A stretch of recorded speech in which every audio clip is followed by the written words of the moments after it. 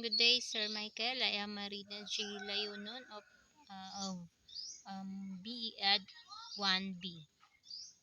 So I will be discussing the Tolman's purposive behaviorism.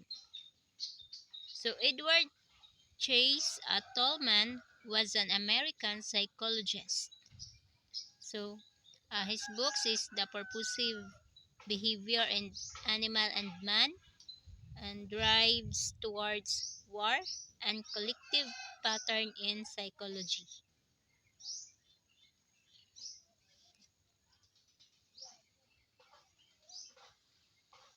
Tolman's purposive behaviorism. Purposive behaviorism has also been referred to as sign learning theory and is often seen as the link between behaviorism and cognitive theory. So Tolman's theory was founded on two psychological views, those of the Gestalt theory and those of John Watson, the behavior theory. So Tolman's believed that animals were acquiring knowledge about their surroundings he called cognition. So Tolman's theory of learning is known by several names such as sign significance theory, expectancy theory, purposive behaviorism, or simple sign theory. Tolman's purposive behaviorism.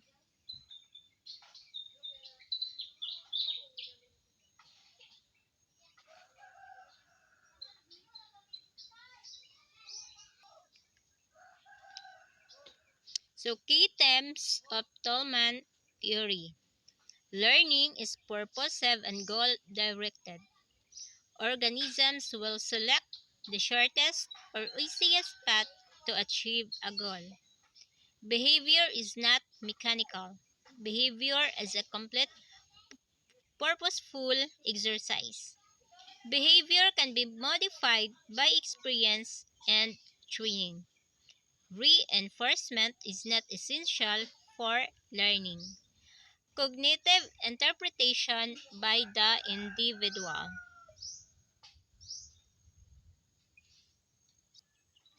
Tolman's key concept: goal directedness, cognitive maps, latent learning, intervening variables, reward expectancy, placed learning versus response learning. So in goal-directedness, Tolman asserted that learning is always purposive and goal-directed. He held the notion that an organism acted or responded for some adaptive purpose.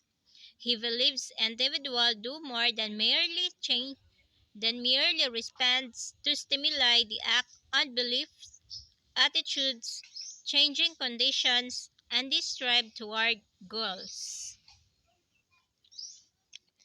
So, example of goal-directed behavior. So, deciding where to take your summer holiday. So, choose to come to this lecture. Choosing what to have for you lunch at the canteen. Gear shift together with pedal control or learning to drive. So in cognitive maps, this is tendency to learn location in this famous experiment, rats mazes. He found out that organisms will select the shortest or easiest path to achieve a goal. This signified that somehow rats form cognitive maps that help them perform well on the maze. Latent learning. Latent literally means hidden, and latent learning is learning that becomes obviously only once a reinforcement is given for demonstrating it. Latent learning is a kind of learning that returns or stays with individual until needed. It is learning that is not outwardly manifested at once. According to Tolman, it can exist even without reinforcement. He demonstrated this in his rat experiment, wherein rats apparently learned the maze by forming cognitive maps of the maze, but manifested this knowledge of the maze when they needed to. So, in intervening variables are variables that are not readily seen but serve as determinants of behavior. Tolman's believed that learning is influenced by expectation, perceptions, and representations, needs, and other internal or environmental variables. Example, in his experiments with rats, he found out that hunger was an intervening variable. So individual does not learn specific responses to specific stimuli as mentioned by Is.R. Tourist, but tries to learn about the places where things actually lie. We learn about the overall path by visualizing a total picture of the environment. As per the needs of the environment, we change our movements.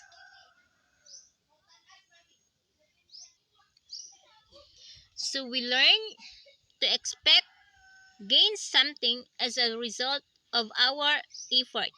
We expect a reward as a result of our performance. Not getting or getting less than expected reward may lead to disrupted of behavior, moving prostration. The organism has selected preference than principles of least effort. For achieving at the goal, we select the shortest possible route to achieve the goal. So cognitive interpretation by the individuals. So Tolman's experiment, rats used to stop at the chalk point and look at the alternative paths. Tolman Tolman, Tolman selected three groups of rats. Group A reward groups, Group B delayed reward group, Group C number reward groups. They were kept into the maze one by one for 17 days. The food was placed at the exit door for Group A rats regularly.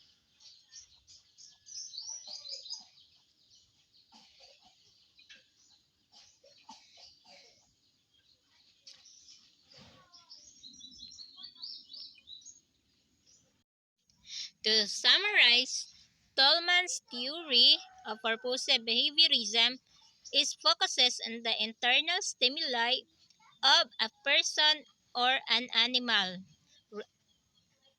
Unlike the traditional behaviorism that its focuses is the external stimuli or how their behavior shaping through the environment.